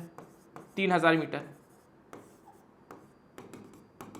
अब डाउट आता है स्टूडेंट्स को, सर प्रेशर एच रो जी के साथ एटमॉस्फेरिक प्रेशर ऐड नहीं करेंगे सर प्रेशर में हम एच रो जी के साथ जो एटमॉस्फेरिक प्रेशर है वो ऐड नहीं करेंगे। नहीं, याद रखना स्ट्रेस जब आप प्रेशर में कन्वर्ट करोगे, स्ट्रेस की जगह यहाँ पे प्रेशर यूज होता है, स्ट्रेस और प्रेशर एक ही चीज है, फॉर्मूला तो सेम ही है, बस याद रखना हाइड्रोलिक स्ट्रेस में क्या करना है, स्ट्रेस की जगह आपको प्रेशर रखना है। अब प्रेशर में एटमॉस्फेरिक प्रेशर नहीं आना चाहिए, सिर्फ एच रो जी आना चाहिए। क्यों? क्योंकि बेटा ये जो डिफॉर्मेशन आएगा, what ever the deformation is, वो तो एक्स्ट्रा प्रेशर की वजह से आएगा ना। अब जैसे फॉर एग्जांपल ये बॉटल है, अब इसका जो शेप है वो तो एटमॉस्फेयर में है ही, इसका जो शेप है वो एटमॉस्फेयर में है ही। अब इस शेप में जो भी चेंज आएगा, ये एक्स्ट्रा प्रेशर की वजह से आ रहा है, ये एक्स्ट्रा प्रेशर की वजह से आ रहा है, बात समझना। तो ये जो डेल्टा वी आएगा, जो चेंज इन वॉल्यूम है, ये एक्स्ट्रा प्रेशर की वजह से आ रहा है। एटमॉस्फेयर में तो ऑलरेडी जो था, समझ पा रहे हो, it is the extra pressure. जैसे ये जो शेप है एयर में तो है ही जो है, अब जो शेप में चेंज आएगा, ये एक्स्ट्रा प्रेशर की वजह से आ रहा है, एक्स्ट्रा प्रेशर की वजह से। तो बेसिकली यहां पे प्रेशर क्या होता है, एक्स्ट्रा प्रेशर, एक्सेस प्रेशर। तो एटमॉस्फेरिक प्रेशर तो पहले भी लग रहा था, धरती पे ही होगा ऑब्जेक्ट, तो एटमॉस्फेरिक प्रेशर तो पहले भी लग रहा था। एक्स्ट्रा प्रेशर कितना लगा, एच रो जी, समझ रहे हो? या फिर तुम ऐसे याद रख सकते हो, फ्लूइड का प्रेशर रखना है, वाटर का प्रेशर रखना है, ऐसे भी रख सकते हो उसको। H rho G is equal to bulk modulus delta V by V. Bulk modulus कितना है, जो भी है, अपॉन बल्क मॉडुलस कर लेंगे, ये आ जाएगा डेल्टा वी बाई वी। अब परसेंटेज में पूछा है तो ठीक है, तो डेल्टा वी बाई वी कितना हो जाएगा, ये स्टेप 1, स्टेप 2, स्टेप 3, ये हो जाएगा एच रो जी अपॉन बीटा इंटू 100 कर देंगे, इससे परसेंटेज साइन आ जाएगा। अगर इन परसेंटेज चाहिए तो दैट इज एच कितना है, 3000। एच मतलब यहाँ पे डेप्थ है, डेंसिटी क्या होती है 1000 वाटर की, पता होना चाहिए, वाटर की डेंसिटी 1000 होती है, ठीक है ना, वाटर की डेंसिटी 1000 है। बल्क मॉडुलस कितना है, 2.2 10 की पावर 9, ग्रेविटी कितनी है 10, इंटू 100 कर दो, अब देखो कितना आंसर आएगा, 1 2 3 4 5 6 7 8 9, वाह खूबसूरत। 3/2.2 that is 30/22 that is 15/11, 1 point something रहेगा। अच्छा, ये भी 1.24 भी है, 1.36 भी है, तो एग्जैक्ट करना पड़ेगा।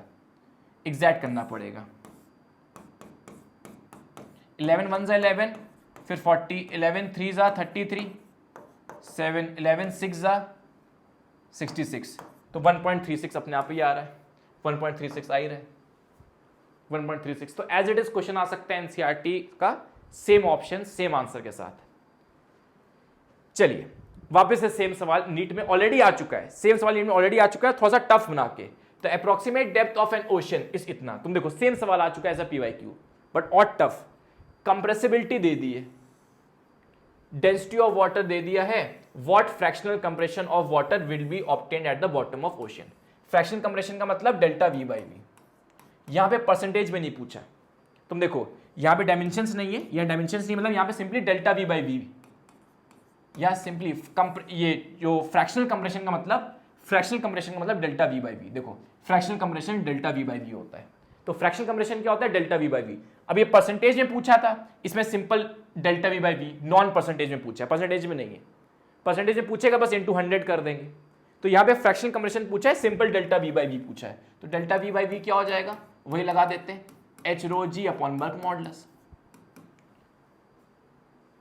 अब देखो जरा, इसको ऐसे भी कर सकते हैं, एच रो जी इंटू कंप्रेसिबिलिटी ऐसे लिख सकते हैं, बिकॉज 1 अपॉन बल्क मॉडुलस क्या होता है, कंप्रेसिबिलिटी होता है, 1 अपॉन बल्क मॉडुलस कंप्रेसिबिलिटी होता है, ऐसे कर सकते हैं। तो हाइट कितना है 2700, डेंसिटी 1000 होती है वाटर की, ऑब्वियस बात आपको रटनी पड़ेगी, डेंसिटी ऑफ वाटर 1000 होती है, ग्रेविटी 10 है, और ये कितना है 45.4 इंटू 10 की पावर -11,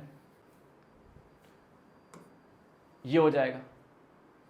तो 1 2 3 4 5 6, तो 27 इंटू 45.4 इंटू 10⁻6 इंटू 10⁻11,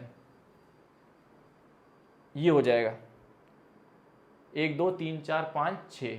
तो आंसर कुछ इस हिसाब से आएगा, 27 इंटू 45.4 इंटू 10 की पावर -5, ये आएगा। इसको क्या कर सकते हो, अपने मन में 45 ही मान लो, इसको अपने मन में क्या कर लो, 45 ही मान लो। बस ऑप्शंस क्लोज ना हो, नहीं है ऑप्शंस बहुत क्लोज है, ऑप्शंस यार बहुत क्लोज है, समझ रहे हो ना बात को। तो उसको एग्जैक्ट ही करना पड़ेगा, मजबूरी है बेटा हमारी। 4, 5, 4 और 27, क्या करें, मजबूरी है, मजबूरी का फायदा उठा रहे हैं, ठीक है। 7, 14, 21, 28, 7 5 जा 35, 7, 14, 21, 28, 31, 8, 10, 8, 9, ये हो जाएगा 8, 15, 2, ये आएगा तो 122.58, ये आएगा 122.58 इंटू 10 की पावर -5, इसको लिख सकते हो 122, दैट इज 1.22 इंटू 10 की पावर -3 आएगा मेरा। कुछ तो गड़बड़ कर दी हमने, है ना। एक बार आप देख लेना क्या सीन है, मुझे बता देना। डेंसिटी ऑफ वाटर भी दे ही रखा है, इसमें सब कुछ दे ही रखा है, तो आंसर तो शायद इसका ए ही होगा, आंसर ए होगा। बाकी जीरोस का एक बार आप देख लेना, शायद क्वेश्चन में गलती है तो मैंने कोई गलती करी है। चलिए नेक्स्ट क्वेश्चन करते हैं, ये बहुत बढ़िया क्वेश्चन है। The bulk modulus of spherical object is beta if it's subjected to a uniform pressure P, the fractional decrease in radius, fractional decrease in radius कितना होगा। अबे ये क्या नौटंकी है, fractional decrease in radius, radius कहाँ आता है, समझो बात को। एक स्फेरिकल ऑब्जेक्ट दे रखा है, तो हम जानते हैं stress is equal to gamma time strain, fundamental formula. अब यहाँ पे भैया बल्क मॉडुलस गिवन है, बल्क मॉडुलस गिवन है ना। बल्क मॉडुलस का मतलब हाइड्रोलिक स्ट्रेस होगा, तो हाइड्रोलिक स्ट्रेस क्या होता है, प्रेशर के बराबर। हाइड्रोलिक स्ट्रेस क्या होता है, प्रेशर के बराबर, is equal to bulk modulus into strain. Strain क्या होगा, डेल्टा वी बाई वी। तो प्रेशर अपॉन बल्क मॉडुलस, ये आपका आ गया वॉल्यूमेट्रिक स्ट्रेन, ये वॉल्यूमेट्रिक स्ट्रेन आ गया। Volumetric strain that is fractional compression, इसको बोलते हैं fractional compression, fractional compression, fractional compression, ठीक है, फ्रैक्शनल कंप्रेशन इसको बोलते हैं, वेरी गुड। अब पूछा है fractional compression, fractional decrease in radius, basically fractional compression of radius पूछा है, तो यहाँ पे यूनिट्स एंड डायमेंशन लगेगा। याद करो वॉल्यूम क्या होता है, 4/3 pi R cube. Volume of a sphere क्या होता है, 4/3 pi R cube.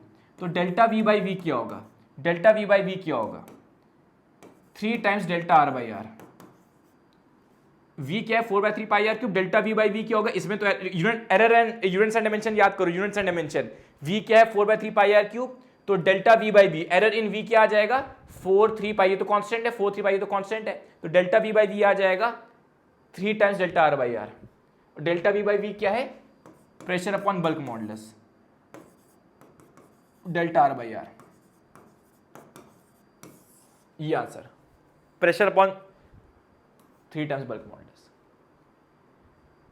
Okay next, modulus of rigidity of ideal liquid.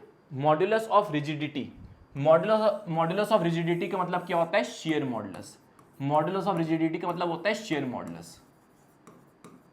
Ideal liquid, liquid जैसे आ गया, शेयर मॉडुलस लिक्विड का क्या होता है, 0 होता है, 0 होता है। Shear modulus of ideal liquid क्या होता है बेटा, 0 होता है। For an ideal liquid, for an ideal liquid the bulk modulus is infinite, bulk modulus is 0, share modulus is infinite, share modulus 0। तो बल्क लिक्विड जैसे आ गया, लिक्विड आ गया या गैस आ गया, लिक्विड और गैसेस के लिए शेयर मॉडुलस डिफाइंड नहीं है, 0 है। देखो हमने यहाँ पे डिस्कवर भी किया था, यहाँ पे देखा भी था। यंग्स मॉडुलस और शेयर मॉडुलस, शेयर मॉडुलस का दूसरा नाम क्या है, मॉडुलस ऑफ रिजिडिटी। ये सिर्फ सॉलिड्स के लिए डिफाइंड है, लिक्विड्स के लिए और गैसेस के लिए डिफाइंड नहीं है। चलिए ओके, अब हम बात करते हैं इस आइडियल वर्ड पे। लिक्विड से क्लियर हो गया, लिक्विड से क्लियर हो गया, जो शेयर मॉडुलस है वो 0 होगा। अब जो आइडियल लिक्विड होता है, आइडियल लिक्विड की जो आइडियल लिक्विड होता है इनकंप्रेसिबल। आइडियल लिक्विड क्या होता है, इनकंप्रेसिबल होता है। एक आइडियल लिक्विड को आप कंप्रेस नहीं कर सकते, मतलब इसकी कंप्रेसिबिलिटी 0 होती है। तो आइडियल लिक्विड का मतलब होता है इनकंप्रेसिबल लिक्विड, इसकी कंप्रेसिबिलिटी जीरो है, कंप्रेस कर ही नहीं सकते। तो बल्क मॉडुलस क्या होता है, 1 अपॉन कंप्रेसिबिलिटी, तो बल्क मॉडुलस क्या हो जाएगा 1 अपॉन 0, दैट इज इनफाइनाइट। तो बल्क मॉडुलस इनफाइनाइट आ जाएगा इसका, तो बल्क मॉडुलस आएगा और बहुत ज्यादा आ जाएगा, इनफाइनाइट आ जाएगा। और शेयर मॉडुलस डिफाइंड ही नहीं तो जीरो आएगा।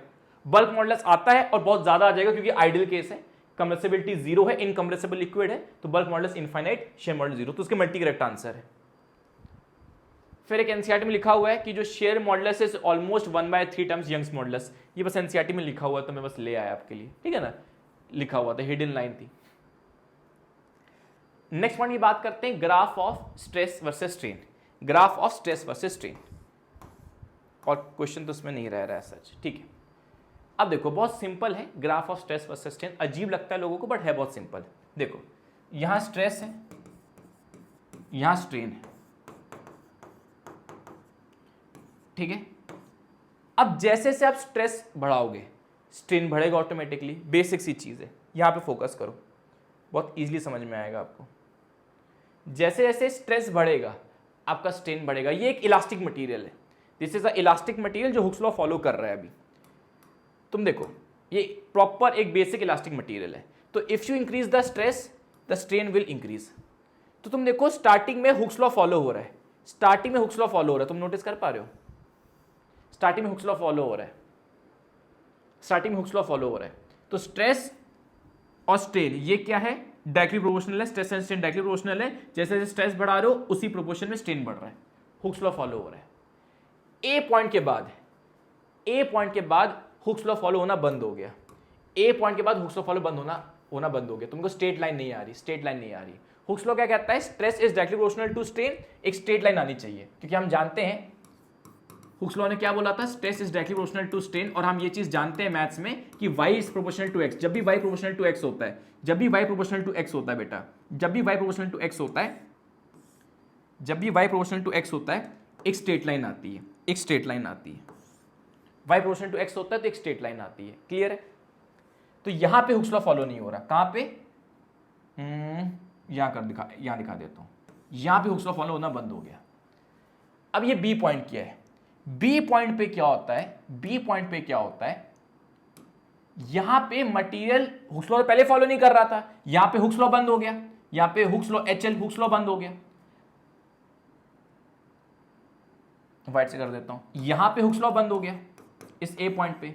बी पॉइंट पे मटेरियल अपनी इलास्टिसिटी भी लूज कर देता है, बी पॉइंट पे ऑब्जेक्ट इतना स्ट्रेच हो गया है, बी पॉइंट पे ऑब्जेक्ट इतना स्ट्रेच हो गया है, जैसे फॉर एग्जांपल ये बॉटल है, ये जो बॉटल है इसको मैं स्ट्रेच कर रहा हूं, देखो इसको मैं ऐसे दबा रहा हूं, कंप्रेस कर रहा हूं, वापस शेप में आ गई, कंप्रेस कर रहा हूं, वापस शेप में आ गई, बहुत कंप्रेस कर दूंगा, बहुत कम, वापस अभी शेप में आ गई। अब मैं और गंदा वाला कंप्रेस कर दूं, बिल्कुल पिचका दूंगा, बिल्कुल ट्रेन के नीचे रख दूंगा इसको, तो एकदम सपाट चपटी हो जाएगी, हाँ या ना। अभी दबा रहा हूं, वापस शेप में आ रही है, थोड़ा सा इसने शेप आपने लूज कर भी दिया है, तुम देखो थोड़ा सा शेप लूज इसने कर दिया, तुम्हें दिख नहीं रहा होगा। अब बिल्कुल ट्रेन के नीचे रख दूंगा, एकदम चिपक जाएगी, एकदम सपाट हो जाएगी। तो वही चीज होगी जब और आपने एक्सेसिव स्ट्रेस लगा दिया, तो यहां पे मटेरियल प्लास्टिक बन गया है, यहां मटेरियल प्लास्टिक बन गया है, ठीक है। सी पॉइंट की एक रैंडम पॉइंट है, सी पॉइंट पर समझाने के लिए, जैसे सी क्या है, ये इस रीजन में आ रहा है, सी क्या है, ये बस ये कोई अलग से कोई पॉइंट नहीं है, इसको कोई स्पेशलिटी नहीं है। सी पॉइंट बस एग्जांपल के लिए कि सी पॉइंट क्या है, बी के बियॉन्ड आ रहा है, तो यहां पे एक प्लास्टिक है, ये एक प्लास्टिक रीजन हो गया, तो है elastic material, but elastic material भी इस बी के बाद प्लास्टिसिटी शो कर रहा है, प्लास्टिसिटी शो कर रहा है। और डी क्या होता है, ultimate tensile stress, this is the maximum stress, this is the point of maximum stress, this is the point of maximum stress. इससे ऑब्जेक्ट की स्ट्रेंथ पता चलती है, यह है सबसे मैक्सिमम स्ट्रेस जो झेल सकता है। फिर ई पे क्या होता है, फ्रैक्चर, ई पे मतलब ऑब्जेक्ट टूट जाता है, ऑब्जेक्ट टूट जाता है, इसको बोलते हैं फ्रैक्चर पॉइंट, इसको बोलते हैं फ्रैक्चर पॉइंट। अब इसको समझते हैं, अब पढ़ते हैं इसको, अब पढ़ते हैं ओ से ए में क्या होगा, ध्यान समझते हैं। ओ से ए, ओ से ए का मतलब क्या है, ओ से ए इस रीजन में, ओ से ए इस रीजन में, ओ से ए हुक्स लॉ फॉलो होगा और stress directly proportional to strain और मटेरियल इलास्टिक रहेगा। हुक्स लॉ फॉलो है और स्ट्रेस, हुक्स लॉ का मतलब ही होता है stress directly proportional to strain, ये पहली पॉइंट हो गया। इसको ऐसे कर सकते हैं, this is the first point और this is the second point, दोनों पॉइंट्स वैलिड है। तो स्टार्टिंग में हुक्स लॉ भी वैलिड है, मटेरियल इलास्टिक भी है। अब देखो ए से बी, अब इस पिंक वाले रीजन में आ गए ए से बी। ए से बी क्या हुआ, हुक्स लॉ नॉट फॉलोड, एक प्रॉपर्टी गई, पहला पॉइंट बेचारा मर गया, शहीद हो गया, लेकिन दूसरा पॉइंट अभी भी जिंदा है, material is still elastic, material is still elastic, spelling mistake हो गई, ठीक है ना, material is still elastic, this region in this region, that is it will come back to its original shape. तो material is still elastic in this region, in this region, तो एक अभी भी पॉइंट जिंदा है। तो स्टार्टिंग में Hooke's law भी वैलिड है और इलास्टिसिटी भी वैलिड है। यहां पे हुक्स लॉ मर गया, यहां हुक्स लॉ मर गया, इलास्टिसिटी अभी भी वैलिड है। इसके बाद बी के बाद, बी के बाद बी से डी, बी से डी, ये प्लास्टिसिटी रीजन है। यहां पे हुक्स लॉ तो फॉलो हो ही नहीं रहा था, बेचारा मटेरियल भी अपनी इलास्टिसिटी लूज कर गया। अब दोनों पॉइंट्स मर गए, दोनों लोग शहीद हो गए। पहले दोनों जिंदा थे, एक मरा एक जिंदा है, इलास्टिसिटी अभी भी जिंदा है, यहां दोनों मर गए। फिर डी से ए क्या है, डी से एक पॉइंट क्या है, here even stress is decrease still strain continues to increase. यहां पर क्या हो गया, D point is the ultimate strength, D point is the ultimate strength. अब डी के बाद क्या होता है, डी के बाद स्ट्रेस कम भी लगा दोगे तो भी डिफॉर्मेशन हो रहा है। जैसे फॉर एग्जांपल आपने नोटिस किया होगा, कोई ऑब्जेक्ट है एकदम ही टूट गया है, एकदम ही टूट गया है, अब कोई बच्चा भी उसमें थोड़ा सा फोर्स लगा दे तो भी अलग हो जाएगा, होता है ना। कोई ऑब्जेक्ट को इतना टूट गया है, इतना सेंसिटिव हो गया है कि कोई उसको छू भी देगा तो चकनाचूर हो जाएगा। वो नहीं देखिए, एक ऐड आई थी जेम्स की, पिकला पिकला पिंग पिंग, एक आदमी होता है वो जेम्स ऐसे तोड़ता है और पूरी गिर जाती है, देखे आपने, नहीं नोटिस किया है जेम वाली, वो देखा ना जेम्स की ऐड। तो एक कोई बढ़िया सा कोई स्कल्पचर होता है, उसमें से एक ब्लू जेम्स निकालता है, खाता है, सारी जेम्स गिरने लग जाती है। तो वैसा ही कि मटेरियल इतना ज्यादा डैमेज हो चुका है डी के बाद, डी के बाद मटेरियल इतना ज्यादा डैमेज हो चुका है कि थोड़ा सा भी डिफॉर्मेशन दोगे स्ट्रेन आ जाएगा। इसमें मेन चीज डी और ई में मेन चीज क्या आती है, वो ये आती है। ये इतना इंपॉर्टेंट नहीं है, ये इंपॉर्टेंट है। अगर डी डिस्टेंस लार्ज है तो डक्टाइल मटेरियल है, अगर डी डिस्टेंस स्मॉल है तो ब्रिटल नेचर है, ब्रिटल मटेरियल है। डक्टाइल मटेरियल क्या होते हैं, डक्टाइल मटेरियल वो होते हैं जो टूटने से पहले बहुत खिंचते हैं। च्युइंगम, 5 स्टार चॉकलेट, 5 स्टार को कैसे खींचो, 5 स्टार को ऐसे खींचो, खिंचती है, टूटने से पहले खिंचती है। च्युइंगम बचपन में करते हो गया आप, शायद क्या पता अभी भी करते हो, च्युइंगम चबा रहे, आम यम यम च्युइंगम चुबा रहे और ऐसे मुंह से निकालते थे। तो च्युइंगम भी जब ऐसे मुंह से निकालते थे तो कितना खिंचती थी, कितनी खिंचती थी, नोटिस किया कि नहीं किया है। च्युइंगम खाइए कि नहीं खाइए। तो च्युइंगम को जब खाते हैं तो ऐसे खींचोगे, ऐसे खींचोगे, ऐसे खींचोगे तो लंबा खींचेगी। तो जो मटेरियल्स लंबा खींचते हैं टूटने से पहले उनको बोलते हैं डक्टाइल। जो खींचने से पहले ऐसे, जो टूटने से पहले ऐसे खींचते, लंबा खींचते हैं, वो होते हैं डक्टाइल। ब्रिटल क्या होते हैं, जो खींचते नहीं, बस टक से टूट जाते हैं। जैसे biscuit, Parle ji biscuit, hide and seek वाले बिस्किट। ग्लास हो गया, ग्लास में ठश चकनाचूर, ग्लास ठश चकनाचूर, जो खींचे ना, जो खींचे ना। तो ब्रिटल क्या होते हैं, बिस्किट जैसे, बस ऐसे कट से टूट जाते हैं, खिंचते नहीं है। 5 स्टार चॉकलेट खिंचती है, च्युइंगम खिंचता है, रबर टूटने से पहले से खिंचता है। तो जिनका डी डिस्टेंस ज्यादा होता है, जिनका ये डी डिस्टेंस, जिनका ये डी डिस्टेंस ज्यादा होता है, खिंचते हैं टूटने से पहले, खिंचते हैं तो डक्टाइल है। जिनका ये डी डिस्टेंस छोटा है, जिनका ये डी डिस्टेंस छोटा है, छोटा है जिनका डी डिस्टेंस, वो ब्रिटल है। क्वेश्चन भी आया हुआ है। अच्छा फिर मैंने ये बता ही दिया है। पॉइंट बी को बोलते हैं इलास्टिक लिमिट और यील्ड पॉइंट, क्योंकि इसके बाद इलास्टिसिटी लूज हो जाती है, दिस इज इलास्टिक लिमिट, इसके बाद इलास्टिसिटी खत्म हो जाती है। Point C is a random point, मैंने बता दिया एक रैंडम पॉइंट है, वेयर स्ट्रेस इज रिकवर्ड, वो छोड़ दो। पॉइंट सी कुछ नहीं है, पॉइंट सी आप छोड़ दो, पॉइंट सी छोड़ दो।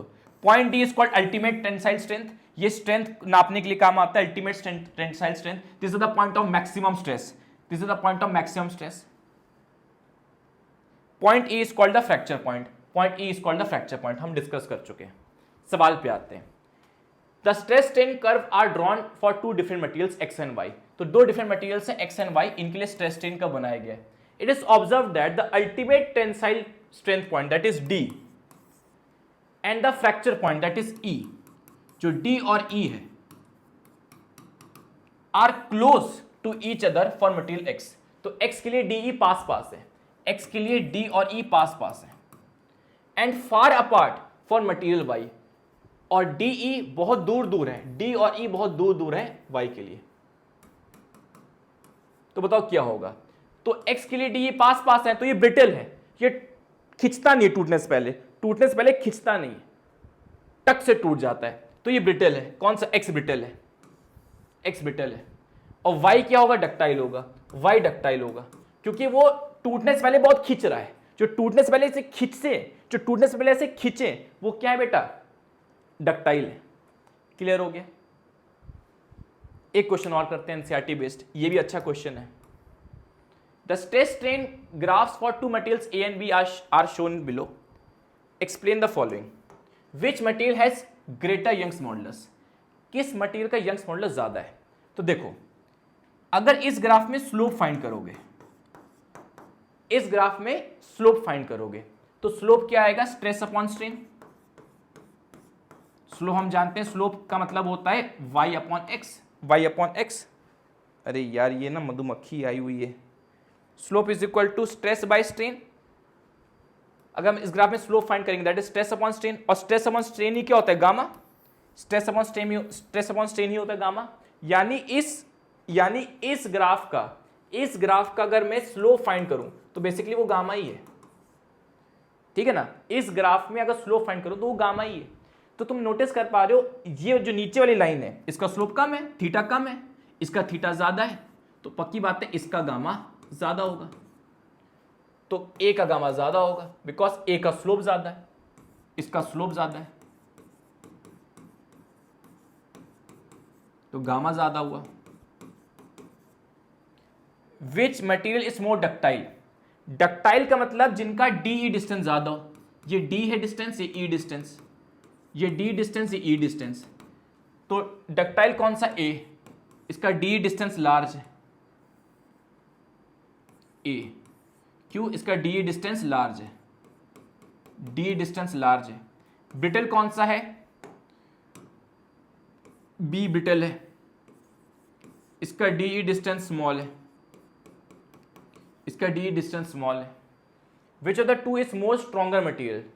स्ट्रेंथ कैसे नापेंगे? स्ट्रेंथ नापते हैं अल्टीमेट टेंसाइल से। तो ये बहुत ज्यादा स्ट्रेस ले सकता है। तुम देखो इसका ए का ये जो डी पॉइंट है ये होता है अल्टीमेट टेंसाइल स्ट्रेंथ, तो ये ज्यादा झेल सकता है।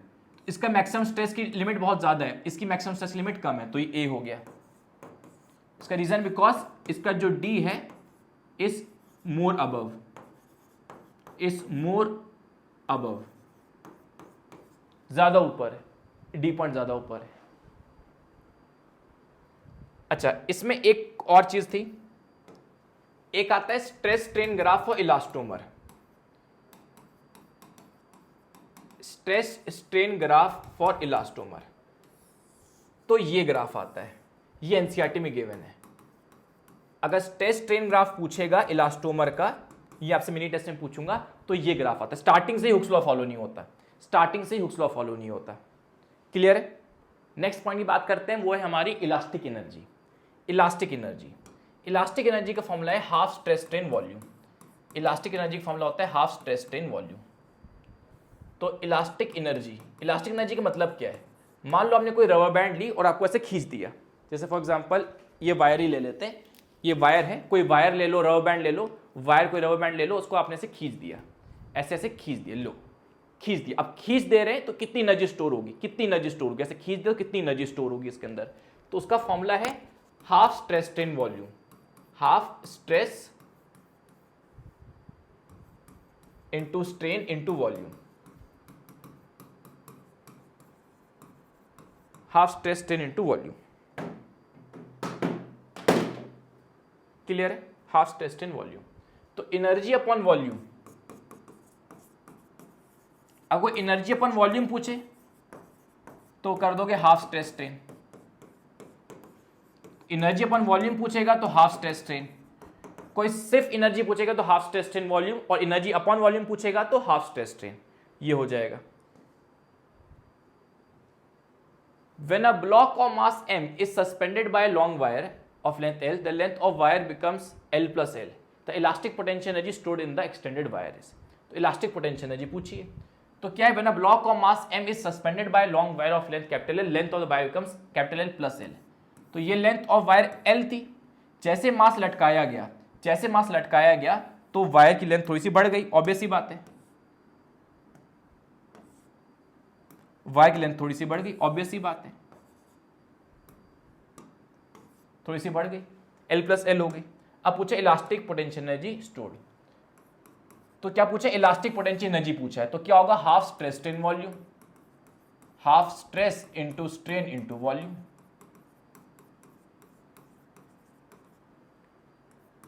स्ट्रेस कितना होगा, mg अपॉन ए, फोर्स अपॉन एरिया। स्ट्रेन कितना होगा, delta L by L, delta L by L. अब डेल्टा एल कितना होगा,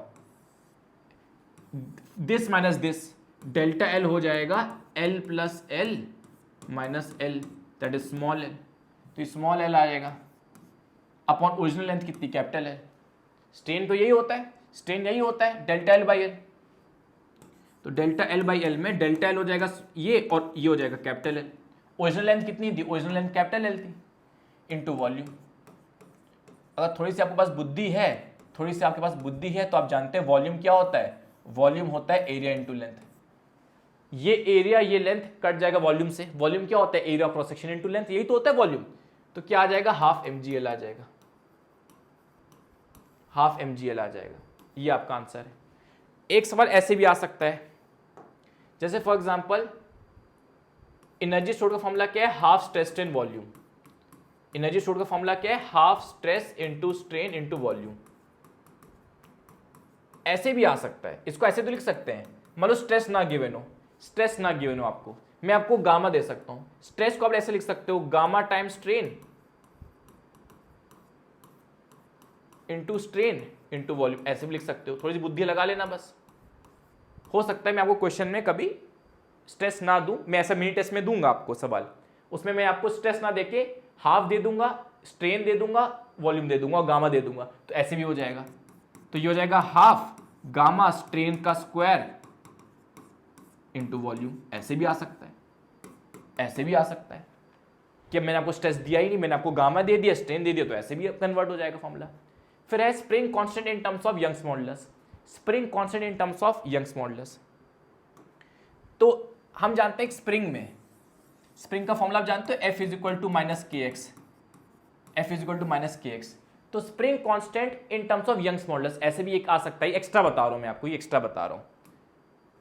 तो देखो हम जानते हैं force upon area is equal to gamma times delta L by L, ये एक्स्ट्रा बता रहा हूं, मैंने एक जगह देखा था तो मैं आपको करवा दे रहा हूं कि स्प्रिंग का जो स्प्रिंग कांस्टेंट है इसको इसके फॉर्मेट में गामा के टर्म्स में लिखो।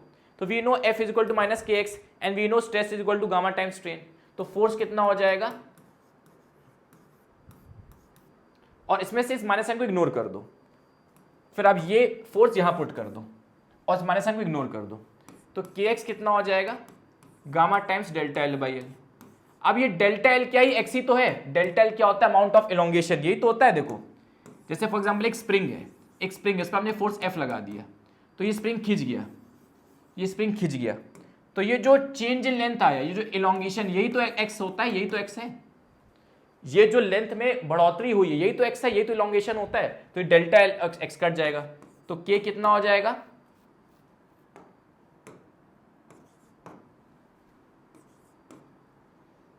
ये हो जाएगा गामा ए बाई एल, ये आ जाएगा, ये के आ जाएगा gamma A by L. Basic सा सवाल ऐसे आ सकता है, क्लियर है।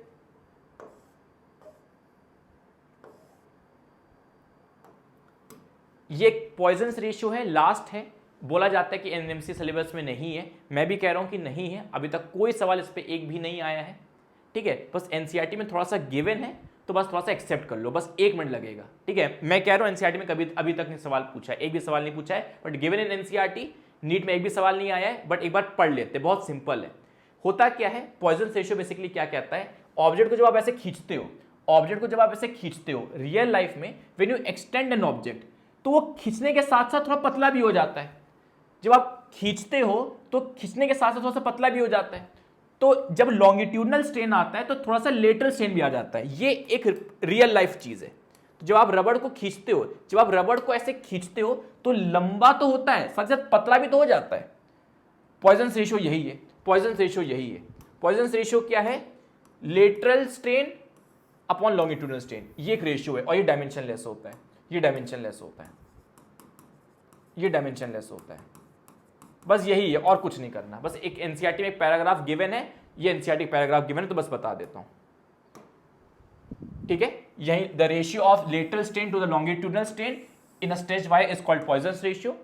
उसके बाद Poisson's ratio is the ratio of two strains, hence it is a pure number and has no dimension, तो ये इसमें आ सकता है, ठीक है। Its value depends only on the nature of material, steels के लिए कुछ इतना है, ये इतना इंपॉर्टेंट नहीं, यही है कि डायमेंशनलेस क्वांटिटी है, डायमेंशनलेस क्वांटिटी है, ठीक है। और वही चीज दे रखी है, मान लेते हैं लेटरल स्ट्रेन, मान लेते हैं lateral strain delta D by D है, मान लेते हैं lateral strain delta D by D है, मान लेते हैं longitudinal strain delta L by L है, तो पॉइजन्स रेशियो क्या हो जाएगा, delta D by D lateral strain upon delta D by D lateral strain upon longitudinal strain, बस इसको एक्सेप्ट कर लो, दैट्स इट, और कुछ नहीं है, ठीक है। एक क्वेश्चन ये है, temperature of wire is doubled the Young's modulus, ये एनसीईआरटी एग्जाम्पलर में, अगर हम टेम्परेचर बढ़ा देते हैं, वायर का टेम्परेचर बढ़ा देते हैं तो यंग्स मॉडुलस के साथ क्या होता है, यंग्स मॉडुलस डिक्रीज कर जाता है, यंग्स मॉडुलस डिक्रीज कर जाता है। आपने नोटिस किया है, जब आयरन का बर्तन बनाना होता है तो आयरन को गर्म करते हैं, लोहे के बर्तन बनाने हैं तो लोहे को मोल्टन रेड गर्म कर देते हैं, लिक्विड आयरन में कन्वर्ट कर देते हैं, क्यों, क्योंकि जब आयरन गर्म होता है, जब आयरन गर्म होता है तो it is easy to mould. Normal iron की हिम्मत है किसी को, नॉर्मल आयरन लिया बिल्कुल ऐसे बना दिया, औजार बना दिया, ग्लास बना दिए, ठीक है, औजार बना दिया, ग्लास बना दिया, किसी की हिम्मत नहीं है। आयरन को गर्म कर दो तो सॉफ्ट हो जाता है, because when we heat an object उसकी इलास्टिसिटी लूज हो जाती है, वो सॉफ्ट हो जाता है, कैसे भी मोल्ड कर सकते हैं, कैसे भी मोल्ड कर सकते हैं। तो टेम्परेचर बढ़ाने से bulk modulus, Young's modulus, whatever, every modulus gets decrease, every modulus gets decreased. अब देखो, टेम्परेचर डबल करोगे तो यंग्स मॉडुलस क्या हाफ होगा, नहीं कह सकते, फॉर्मूला नहीं है, बस इससे समझो जो हमारा यंग्स मॉडुलस है वो डिक्रीज होगा, डबल नहीं होगा, 4 टाइम्स नहीं होगा, सेम नहीं रहेगा, डिक्रीज करेगा। कितना डिक्रीज करेगा ये नहीं पता, बस ये समझ लो ऑब्जेक्ट को जब बहुत हीट कर देते हैं तो इलास्टिसिटी लूज कर देता है, इसलिए आयरन या मेटल्स को हीट किया जाता है, तब जाके उनको आकार दिया जाता है, ठीक है। चलिए गाइस, लेक्चर हुआ समाप्त। नोट्स आपको टेलीग्राम पे मिल जाएंगे क्वालिटी स्पीक्स कोटा में, और इसका मिनी टेस्ट जरूर दीजिएगा। मिनी टेस्ट के अंदर ऐप के अंदर जाओ क्वालिटी स्पीक्स कोटा में, ठीक है ना, क्वालिटी स्पीक्स कोटा में आप जाना, मिल जाएगा। बाकी और क्वेश्चन प्रैक्टिस के लिए आप प्लेलिस्ट सेक्शन में जाइए, प्लेलिस्ट सेक्शन में जाइए, मैंने नीट एक्सट्रीम में इसके मोस्ट एक्सपेक्टेड क्वेश्चंस कराए, आप जाके देख सकते हो, ठीक है। टेस्ट कैसे अटेम्प्ट करना है, यहाँ ए पे जाना, ऐप डाउनलोड करना, इस ए पे जाना, फ्री मटेरियल्स में जाना, टेस्ट में जाना और अटेम्प्ट कर सकते हैं।